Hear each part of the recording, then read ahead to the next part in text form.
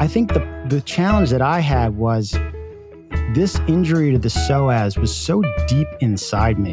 It had pelvic floor challenges for me. It had lower back issues. I had gait issues. And the thing is, I had no idea what was going on, and neither any of the doctors. But anyone who's stuck needs to recognize that the way out of their problems is already inside them, and they just need to learn how to tap into that. And whatever door gets them through that, whatever that door is, you just got to keep exploring, got to keep opening those doors. And I opened a lot of doors and went in and out of them. And I just think everyone can get out of that place. You can get out of that place. Welcome to Guys Talking Yoga. I'm your host, Derek Vanderwarker, and today's guest is my cousin, Corby Reese, who's actually going to be interviewing me and helping share my story for how I got into yoga and why I started this podcast. I first got into yoga 20 years ago when I visited a 102-degree Bikram studio in Boston while working for a rising tech company. Yoga was something I did to complement other workouts. I did it a couple times a month for a few years, but I eventually got away from it. However, it wasn't until I suffered a series of random injuries while in my late 30s that I came back to yoga. Physically, mentally, and spiritually, I was struggling, and I began to lose my sense of self. Constantly going to physical therapist appointments, doctor's appointments, acupuncture. It was endless. And I was struggling so much so that I quit my job at ESPN, moved west to Colorado to disconnect, reconnect, and figure out how to unwind the hot mess my body and mind had become. All right, welcome. It's an honor to be on the Guys Talking Yoga podcast. I'm a longtime listener.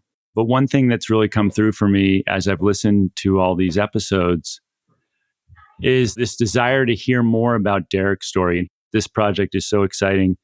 And many of your listeners know that you have been through quite a journey. And I've been so impressed to see your development over the years, Derek, mind and body, and the work that you've put in. It's improved all aspects of your life. And I've seen it. Everyone around you has seen it. And we're all so inspired. So why don't we dive in? Could you level set us on a brief history of your pre-yoga life, if you will? Listen, I grew up in the 70s in and outside the New York City area, most of my life in Connecticut. I had a very fortunate background growing up, I'll be honest. I was very lucky to have the life that I've had. You know, I think I went through the regular hoops and checks as you get older. You get into sports. Hockey and lacrosse were probably the two bigger ones. I went to a competitive high school academically and athletically and ended up playing lacrosse at Hobart College. And we were a Division III school for the first 2 years. My freshman year, we won the national championship. My sophomore year, we choked in the finals to Salisbury State, which was a great team back in 94. And we were Division I for our last 2 years, but we were a Division I caliber program. And we've always played Syracuse and Cornell and those top schools. So I had a really competitive college career with lacrosse.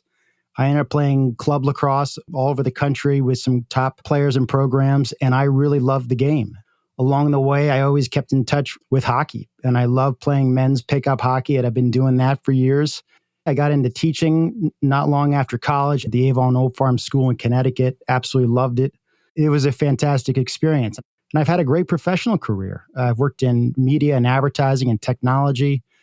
And I've just had a very lucky life. I've really enjoyed it. And I remember really wanting to be a teacher or to try teaching at a prep school after college. And I wanted to try that out so I wouldn't have necessarily a midlife crisis in my 30s because I had never tried teaching. So I had gone into teaching to try to, explore that interest.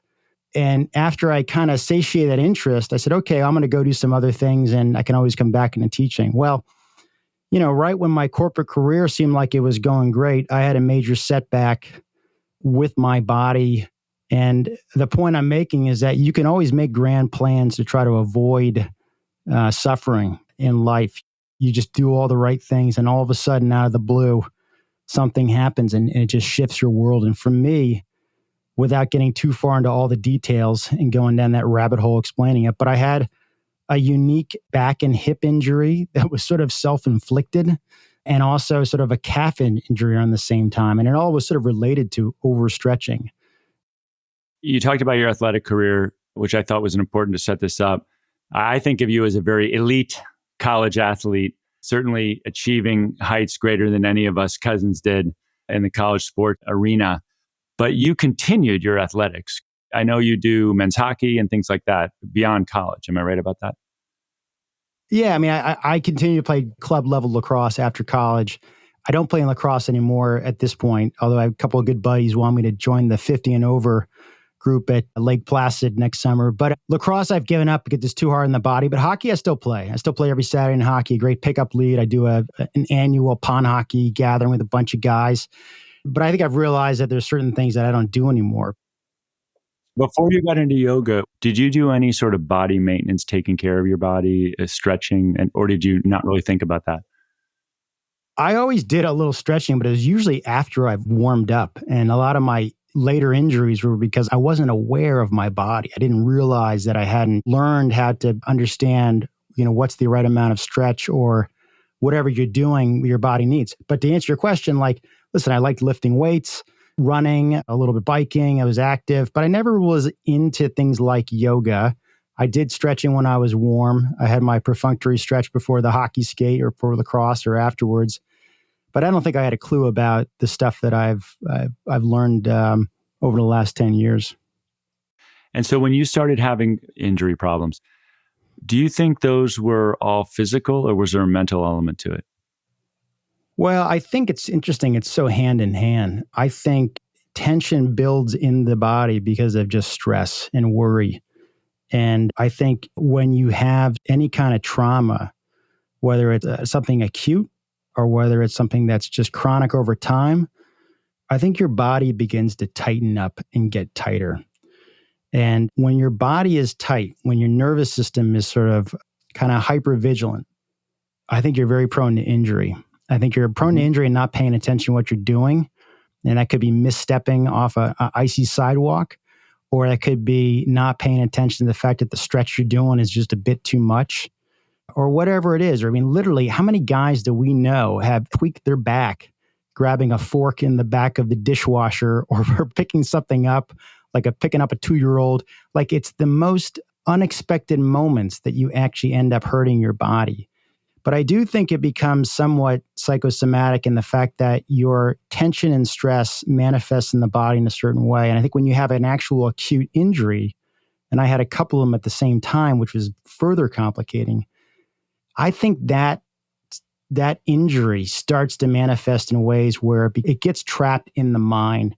And I think the only path out, and the path for me is learning how to work through that mind-body imbalance of just honestly either being down and injured and out and worrying, or just assuming that you're unfixable because of your situation. That makes total sense. And is it right to say that you were frustrated for a period of time before you really started to get your mojo back, largely through practices like yoga? I mean, what else did you try when you started having these symptoms? When I injured my hips, I strained my calf muscles, and that was due to overstretching, but it was related to stenosis on my nerve line going to L5S1. But I had thrown out my right hip doing a stretch that a physical therapist had shown me. But since my calves were injured, I couldn't warm up my body. And so when I did this hip flexor stretch, what I didn't realize at the time is I yanked the hell out of my psoas, which is, if anyone listens to this podcast, it should be their new favorite muscle because I've talked about it a few times. But the psoas is a really deep muscle, and some people think it's the core of the core muscles. And the problem with the psoas, or the challenge of the psoas, is it goes across your hip, through your pelvis, your lower back, but it also sits right behind your diaphragm and your vagus nerve. And so people are taught to activate their vagal tone through meditation and easy breathing. But if you've got an injury that's up in that neighborhood, either an injury in the diaphragm or your lower back, you're sort of fighting the trauma in a very deep, deep place in your body.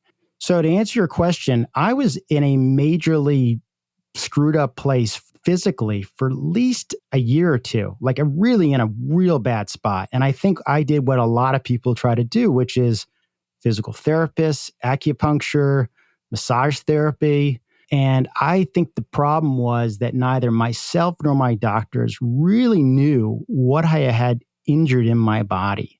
I did not know I had injured what I injured. And quite frankly, every doctor or physical therapist or body worker, everyone's trying to do their best to help you heal and get through it. But sometimes they only see 60 or 70% of the picture. And sometimes you'll have conflicting things. So to get back to your question, I really struggled physically working through this pain and dysfunction and trauma and stress for what eventually was like probably 3 or 4 years. And I think when you're dealing with that kind of chronic stress and worry, it wears you down.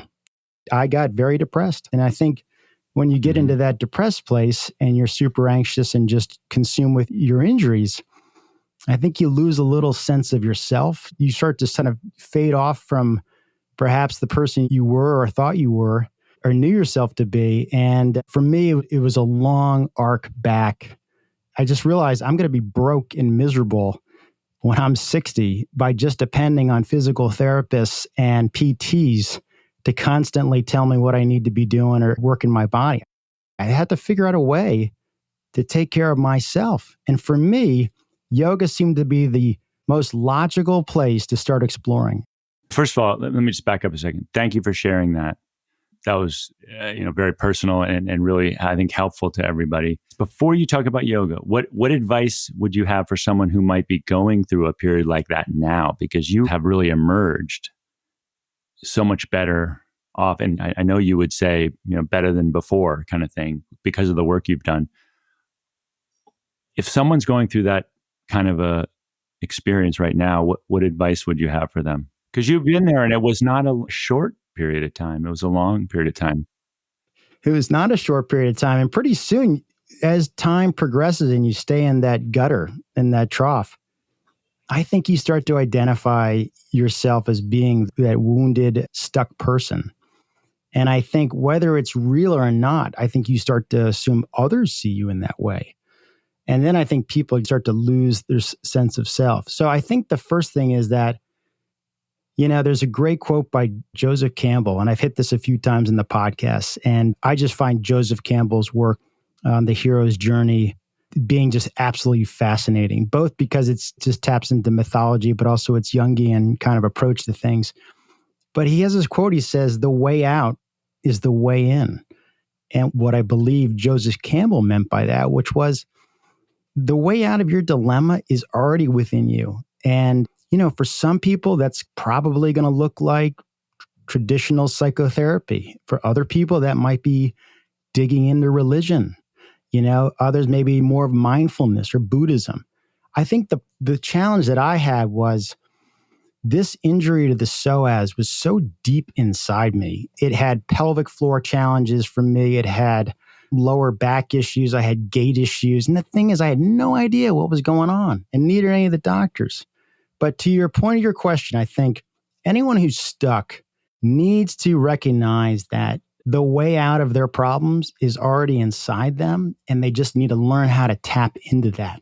And whatever door gets them through that, whatever that door is, you just got to keep exploring, got to keep opening those doors. And I opened a lot of doors and went in and out of them. And I just think everyone can get out of that place. You can get out of that place. Wow. That's a great message. Again, I think your story is instructive, and I think it was important to level set on what brought you to your current practice and why you are such an evangelist for some of the work you talk about on your pod. So that's awesome. Where did you first hear about yoga, and who first introduced you? I probably had heard of yoga before, but the first time I was really introduced to it, I was working for a great tech company called Akamai Technologies. It was out in Cambridge, Mass. It was around 2000. It was right around the time of the dot-com boom. And Akamai was a super hot company, had just had a great IPO. And I joined those guys in the fall of 2000 as sort of a sales and account manager. And there was a couple of folks on the sales team said, "Hey, we're going to yoga. At the end of the day, do you want to go to yoga this afternoon? We're going at 5:30. And well, it turns out it was a Bikram yoga class. And the only advice I really got before heading off to the class, which was drink a lot of water and don't have a heavy lunch. So I had no idea. So I totally got absolutely beaten down in that Bikram class. Just totally wiped me out. But it felt really great. And so that was fall of 2000. That was over 20 years ago. And it was a bunch of my sales colleagues. One of the sales guys on the team had just gone through Bikram yoga training. He and his girlfriend were both Bikram yoga teachers. Bikram was just a huge thing back then. And that's how I first got into it. And I was doing Bikram yoga a couple times a month for a few years. And that was really the only yoga that I knew. And I was probably late 20s at that time. And sometime in my mid 30s, I stopped doing Bikram yoga because I just couldn't recover the electrolytes from sweating so bad in those classes. And I just said, I'm having headaches the next morning. This is not for me. And so I actually left yoga. In my mid 30s, was like, I just can't do it. And I didn't know what else there was. So I just was like, all right, I'm not going to do yoga. As you reflect back, would you say that you understood right away how meaningful this practice was going to be for you? I think the real light bulb was very much a physical experience, which was, man, it's so great to stretch and hold these poses in 102 degrees and sweat like an absolute beast and get all of the impurities from Saturday night out of you. But that really was about just sweating it out and feeling good. I don't think I had a clue about some of the philosophical stuff. In fact, I know I didn't know much about the philosophical stuff. And I don't think there was anything spiritual or mental about it at that time. It was literally like, I'm going to Bikram for 90 minutes. I'm going to absolutely sweat my brains out. I'm going to be pounding water all night long. I'm going to feel great the next day as long as I hydrate. That experience then was very much a physical experience. So you gave it up. How long did you give it up for? I probably gave it up for about, 3 or 4 years. And I didn't know the other types of yoga. I didn't know what else really there was. I had a one-dimensional view of what Bikram was, and I know I just felt super dehydrated the next day and I couldn't recover. But I really jacked up my body, which I was referencing before about the hips and the back and the psoas, in early 2013. And so once all that happened, I didn't go near yoga because I was in such a world of hurt. I was like, literally put me in a wheelbarrow and take me to the physical therapist and the doctor. And I struggled walking and sitting. I remember lying on my back reading contracts at Disney because I was in such pain, upside down reading contracts. And so I don't think I could go into a yoga class at that point and have anything good that came out of it. So it wasn't until probably 2015, 2016 that I realized I can't be doing physical therapy and massage therapy and acupuncture forever. I got to figure this out. When did it sort of click for you that you were starting to get results? I think it was out in Denver in 2017. I started working with an Iyengar instructor out there. And for those of folks who don't know what Iyengar yoga is, Iyengar was a man who developed a style of yoga using props, bolsters, blocks, ropes, chairs. And Iyengar yoga is a great approach to yoga if you have chronic injuries or acute injuries that are no longer call it massively inflamed, but it's there to support challenges with alignment. And it's a great way to build your confidence again and knowing your body, a place to explore in before you go into a flow vinyasa class. So that was 2017. And I realized, you know what? I've got this consulting lifestyle working in the cannabis industry. I had some time and flexibility. And I said, you know what? I'm going to get certified in yoga. I'm on the East Coast this fall. And I found this yoga studio in Union Square, New York, founded and led by a woman named Allison West. And our studio was all about focusing on yoga for back care, scoliosis, fusions, bulging discs, spondylolisthesis, sciatica, stuff like that. And so I knew that was a studio to go explore. So I said, I'm going to take Allison West's 200-hour teacher training program at that back care studio. And I'm going to start figuring out how to use yoga to help myself, because I would go into like a core power yoga class in Boulder or Denver. And there'd be some young instructor who's probably 25. And I'm like, I've got a spondylolisthesis at L5S1. I've got a hip thing. And they have no idea. I can't assume that they know how to take care of me. So I had to figure out a way to take care of me and do that using yoga and slowly unwind this tangled fishing line that was my body.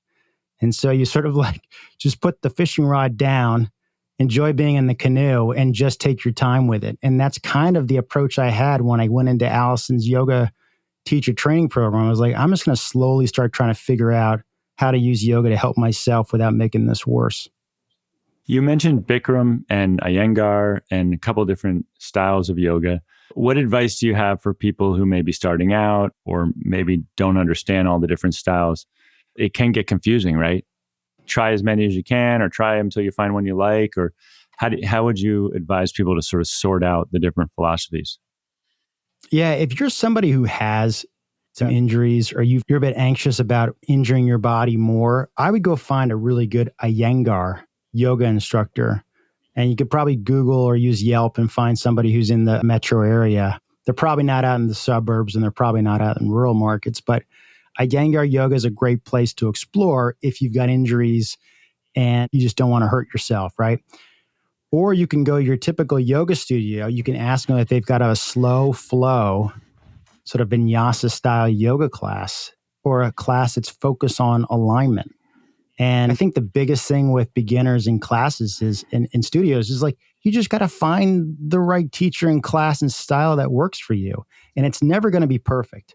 I mean, even now when I go to somebody else's yoga class, there's always something about it that doesn't quite work great for my body, or they do something that I love and they're going to move on to something else that I would rather not move on to because I would rather do another round of this sort of forward fold to my right side, another round there, and my left side before we go to the next thing. So for those who are listening, I think if you don't have injuries, go find a yoga studio and ask for a slow flow vinyasa style class or some kind of alignment-based class.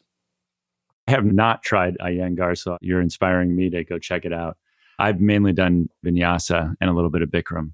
Where are you now? Where do we find you today on your journey to well-being? Yeah, listen, I've just come a long way. I know that in my heart because I've learned a lot about how to work through the tension in your body in a way that allows your body to open up. And I think the crazy thing about yoga, and by the way, you don't have to have the same problems that I had to enjoy the benefits of yoga, right? As my teacher, Allison West said, you don't have to have the problem to enjoy the solution. But I do think that everyone, and this is what I have felt, is that the more you do yoga, the more you know your body. The more you know your body, the more you know what you need to do when you're in a yoga class or doing yoga or really doing any type of movement. And that could be hitting a tennis ball, that could be swimming in the ocean. You just have a sense for what you need to be doing. And so you develop this sense of not just proprioception, but interoception. And so for me, that has helped me open up parts of my body, my hip, my lower back, where the more you do yoga, the more blood flow comes into these places. And it allows your nervous system to really connect into those former dead zones that were so tense and tight that you couldn't tap into. And now you've got a suppleness in there and you can actually work on those muscles and you can work on those fibers and you can work on creating a sense of awareness and tone. So I still have issues with my right hip. It's still a lot weaker than my left hip. I'm still a little lopsided. But now I would say the flywheel effect of getting stronger and getting better your body is much more than it was 2 or 3 years ago when I was still working through using blocks and things to just support myself in poses. So I do a little vinyasa yoga flow classes. I'll do sort of a stationary class at a good friend's studio in Delaware. I do a lot of stuff at home on my own, which is more about just working on stuff. Sometimes it's a prep for hockey. Sometimes it's a prep before I go to the gym to meet a trainer. So I find that I do a little bit of yoga almost every day, but I highly recommend and I still depend on going to studios and being in a class and working with another teacher because every teacher's got something new to show me and anyone who goes. So I'm in a pretty amazing spot. I feel very happy where I am and very grateful for what I've learned. In the Art Masolo episode, you talked about teacher training, and that was a real trigger for me to realize that even for just a practitioner of yoga who maybe doesn't have a goal to become a real teacher, the teacher training could be useful, especially to learn about more of the philosophy of yoga and history, and just to have that experience. So it inspired me. I plan on enrolling in a teacher training after hearing that episode. I wondered if you have anything more to say about that. When you enrolled in teacher training, what were your goals? Yeah, when I enrolled in teacher training, and I did my 200-hour with Allison West in 2017 and into 2018. I did my 300-hour with a guy named Jason Crandall in 2020 during COVID. And I would say this, my first reason to go to Allison's class was just to develop some sense of agency and under what's going on and figure out how to work through my body and injuries by using what I was learning about yoga, right? How to do it safely and what does what. Jason's 300-hour class was more about learning about sequencing and teaching classes. But I think in general, and a lot of people do take yoga teacher training, the 200-hour, just for self-enrichment. And I highly recommend it. And I think what you're going to come out of it is a greater appreciation for the basic poses, how to modify the basic poses for yourself and for others. You're going to learn a little bit about the philosophy of yoga, or at least from Patanjali's point of view when he compiled the Yoga Sutras about 300 AD. You're also going to learn a bit about anatomy, and every person out there should have a better understanding of anatomy. You know, which muscles are which and which do what and which work together. And so I highly recommend it. I think it's a great place to invest your time. It's also commitment. And I think for me, it really was trying to get a handle on my injuries. But as I've taken more yoga classes and more studies, it's really about learning more about what yoga can do and what is yoga. Just continually learning about what is yoga. I think one thing you said that really resonates with me is it's those of us who use our body that know our bodies best, right? And I think athletes in particular understand that. And yoga is part of that, right? Yoga is a full body experience. And in a way, it's a way to know your body, right? And to check in with all parts of your body, head to toe. And especially as we get older, it's important to use your body. To me, that's part of what yoga is using your body to know yourself better, right? And I would say using your body in different ways that your normal movement patterns from 9 to 5 or whatever it is. We do a lot of sitting. We do a lot of bending over. We do a lot of looking at our phones. So I think doing some of these asanas and postures in yoga keeps you moving, but also allows your joints to have different ranges and different levels of tension. And if you don't use it, you'll lose it. There's a fascinating thing I came across a while back. It was about cells need a certain amount of stress or they'll die. The cells also can't have too much stress or they'll die. And that could be a metaphor for life. You need a little bit of stress in your life, but not too much stress. Yoga is a great place to put a little stress on your body every day in a safe way. And, you know, maybe that yoga is not the highlight of your physical fitness of the day, but maybe it's a prep before you go out for that long bike ride or hike, and a prep to understand and know how you feel and know what's going on. Because I feel like guys our age, you know, we got a few injuries. You know, there's a little asymmetry in there. Sometimes it's good to kind of know what's going on and just kind of prime the nervous system before you do bigger movements. But I totally agree with you. You got to keep moving. It's good for the soul. It's good for the mind. It's good for the body. And, you know, at best, we got about 100-year lease on this thing, so we better take care of it. So I think something that everybody would love to hear who listens to this podcast is it's great to hear how yoga's been such a big part of your life, how you've found so much value in it. You're inspired to tell your story, talk to others about their story, and spread the gospel, if you will, of yoga. So much so that you decided to spend a good deal of your time starting this podcast. Can you tell us why you started this GTY podcast and what makes it different in your mind? It's a great question, Corby. I remember in 2019, I had gone into New York to hear a well-known yoga teacher who had just published a book talk about this book that he was publishing on yoga. It's a fantastic book. It's Eddie Stern's One Simple Thing. For people into yoga, Eddie Stern is a well-known name. And I absolutely love his book. I think his book, One Simple Thing, is one of the 3 books I'd recommend folks to purchase. Can we put it in the show notes? Yeah, we totally can. Yeah, absolutely. So Eddie Stern, who I was going in New York expecting to sit in a massive theater hearing him talk about his book. And when I went in and found the location of the talk, it was like on the 2nd floor of this funky little like Eastern arts bookstore. So it's the kind of bookstore you'd probably find on Pearl Street in Boulder. Anyhow, 2nd floor, there were probably like maybe 40 seats. And Eddie Stern was up there talking about his book. And I would have expected to be wall-to-wall people in there just because of how much I thought of Eddie Stern and how well his name is known in the yoga industry, right? And so when I say there were probably only 40 people there, it's not a knock on Eddie Stern. I think it's more about how still niche yoga is. And he was telling his story about how he grew up in New York in the 80s, and he was into punks and he hung out at record stores, and he was like your quirky kind of artsy guy, probably not a jock. And in fact, he sort of said that in so many words. And he said in high school, he had an aversion to the preppy football and lacrosse players who listened to the Grateful Dead. And I was sitting there thinking like, I'm a deadhead lacrosse player.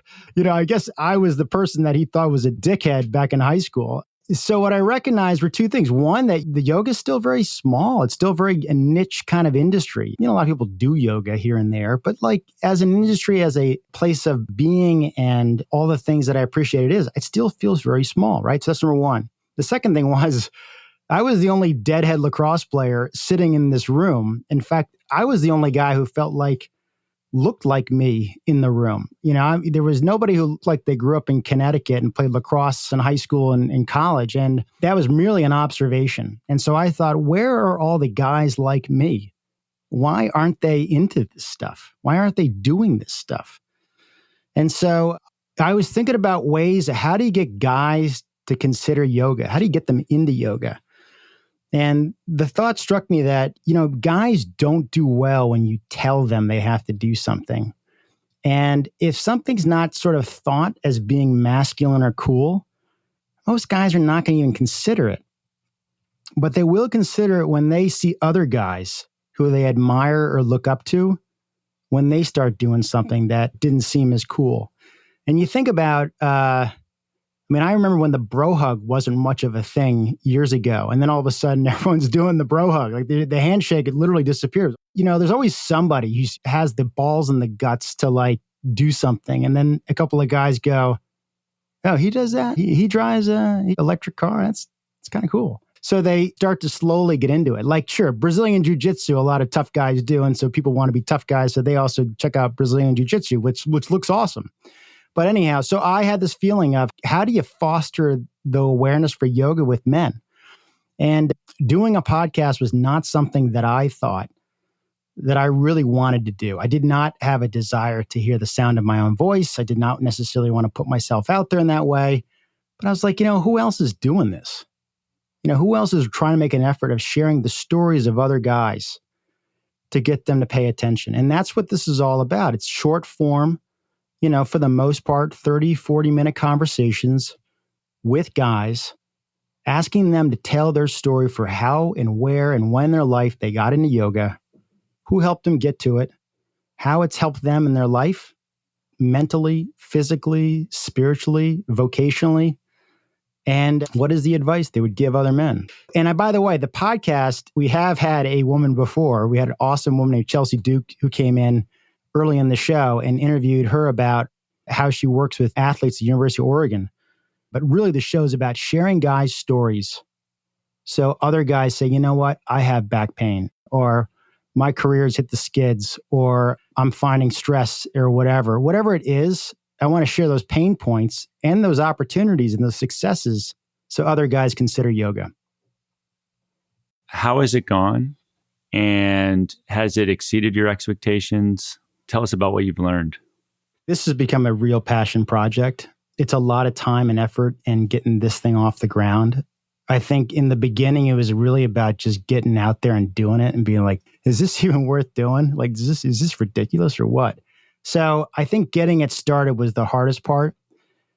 There's been times where I have kind of peaks and valleys, just like in life. Things are kind of going hot and then things are kind of slowing down. And there's moments where I was like, so why am I doing this? Like, why am I doing this? And I keep thinking it's really to try to help get other guys to consider this practice. And so I think when you focus on the reason why you're doing something, on the benefit being more on other people than yourself, I think it gets you going. And so what I've enjoyed most about this podcast is talking to other guys about their yoga practice. I mean, I will admit it's nice to get a few likes or comments on Instagram, and it's nice to see followers grow. But I've had some awesome stories with guys who have served our country, folks who've been teachers in high schools, guys who are lawyers, doctors, cops. I mean, I've talked to a whole bunch of guys, and I really appreciate, number one, these guys sharing their stories for the same reason. They want to help other guys and help them to consider yoga. But anyhow, it's really great to meet guys who are in your tribe and mindset who just appreciate what yoga can do. And quite frankly, yoga is a very subjective thing. I couldn't define it for you or anyone else listening per se. You got to go and do it on your own. But I think what I've realized is that yoga is a great doorway into creating a lot of great habits on top of a yoga practice. And over time, I think everyone's going to be in a much better place. If someone's new to the pod and this is their first episode, do you have an historical episode that you would recommend as a starter that you particularly thought went well? I got to tell you, there's been a number of great conversations. I guess one of the things I would ask is, what are they looking for? What are they curious about? But I would say my conversation with Johnny Gillespie a year ago, Johnny was really great about connecting me with a whole bunch of other guys because Johnny, right out of the gates, knew what I was trying to do. And he connected me with a bucket of guys that I've interviewed. The other thing is I did a series with Warriors at Ease, a bunch of former military veterans who've gone and got certified through this yoga training program called Warriors at Ease. And I think there's just some great stories in there as well. I think there's a couple of guys who've shared stories about their challenges with alcohol, and they're quite open and honest with that, about how yoga can complement the 12 steps and being in recovery. And there's been a couple of guys who shared their stories as well. Art Masolo, a recent one. I mean, you introduced me to Art many years ago. Art just has a huge heart, and I was really impressed by his vulnerability and how open he was about his own challenges with depression. And his story is a great one. So I think it's hard to say what ones are the ones to go check out because I think they're all good in their own way. Some will probably resonate with others more, but I appreciate everyone's offering on this podcast. And I would say everyone should start from the beginning and listen to them all. One thing that I wanted to mention is that you've talked a lot about not being intimidated by yoga, and some guys thinking, oh boy, that's too hard or that's too intimidating for me, or they go into a class and everyone appears to be kind of expert. And you've had this message of it's not about them, it's about you, right? So can you talk a little bit more about the intimidation factor and what your advice is to people who might be feeling that yoga is not for them because of that reason? Yeah, I think it's very common, rather, for anyone who's starting yoga for the first time, man or woman. And I think the biggest challenge is that it's not that people can't do what they would like to do. I don't think they know how to feel in their body how to do it. And so they think that just forcing themselves up into a position or just kind of, jumping into something or putting all their muscle into it is really not the way to go. I mean, I know you're a fantastic skier. I know you've got great technique. I mean, the good skier is just kind of, it's less effort on the legs when you're using great technique, especially over moguls and stuff. And I think yoga's like that. Like, don't fight the moguls by having to do all these heavy turns.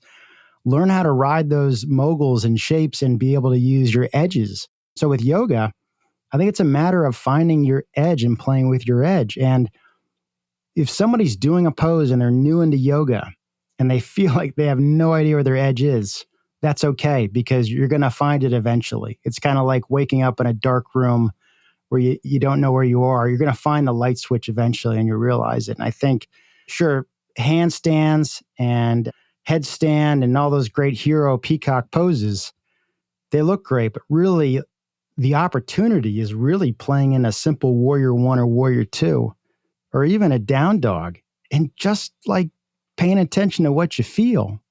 And if you're breathing too hard on any pose, you're not at the edge. You need to back off because you want to be able to breathe easy and just find the edge where your muscles start to shake, but you're still breathing easy, and then you just back off. And over time, if you continue to play that edge and pay attention, whatever the pose is, ultimately you might find yourself in a place where you're able to do a more complicated pose because you've gotten so good at paying attention to your body. You know when to shift the weight into your hands and when to shift into your hips, and you just learn to find that edge and play it. So, yeah, don't be intimidated. Everyone has to start somewhere, and enjoy the process. Focus more on the process and less on the results. This is where I'm going to shout out to my yoga mentor, Nicole Perkins, Devi Yoga, DEVI Yoga. She's always instructing about the importance of breath. And there's certain days, if you're not feeling it, or if there's a certain pose you're not feeling, just breathe. I mean, you could literally do an hour and a half class and just breathe. And you are doing yoga. Totally. Which is amazing. And if there's any message that I could give to people who are intimidated, it's, can you breathe? Because that's all you need to start. Yeah. And in fact, yoga will teach you to breathe a lot better and use breath to tap in to parts of your mind and body that you maybe never have gotten to before. And that I always think about that. And she reminds us of that every class. Just breathing is doing yoga. Of course, it's great to work in poses too. But if you just did that, that really sets you up for your day. I love that. John Kabat-Zinn's got this line. He goes, as long as you're breathing, there's more right with you than wrong with you. He's like, if you're not breathing, we can't do much for you. So I love that. And I think that's what makes the portability of yoga so great, and the adaptability, which is you're sitting in heavy traffic and you're late or you're just stressed. Mm-hmm. You go find that ujjayi breath or whatever breath work you're familiar with or want to do. And so you drop into that mindset. You're not lying on your back in Shavasana out in the mountains. You're just on I-95, breathing hard. It's like road warrior on both sides. You just got to find that breath. And any time in life where you feel like whether you're sitting on a tarmac and you're ready to deplane because you just flew 5 hours across the country, or you're standing in the checkout line, I agree. Finding that breath, that is the yoga practice. That's awesome. Well, I think that's a great place to wrap. And thank you for sharing your story. Thank you for creating this program. Like I said, I'm a huge fan. I have lots of friends and family who are huge fans. And speaking on behalf of all your listeners, we all appreciate what you're doing. You're helping a lot of people know that. I, for one, am a big believer that it's going to grow. So we really appreciate it.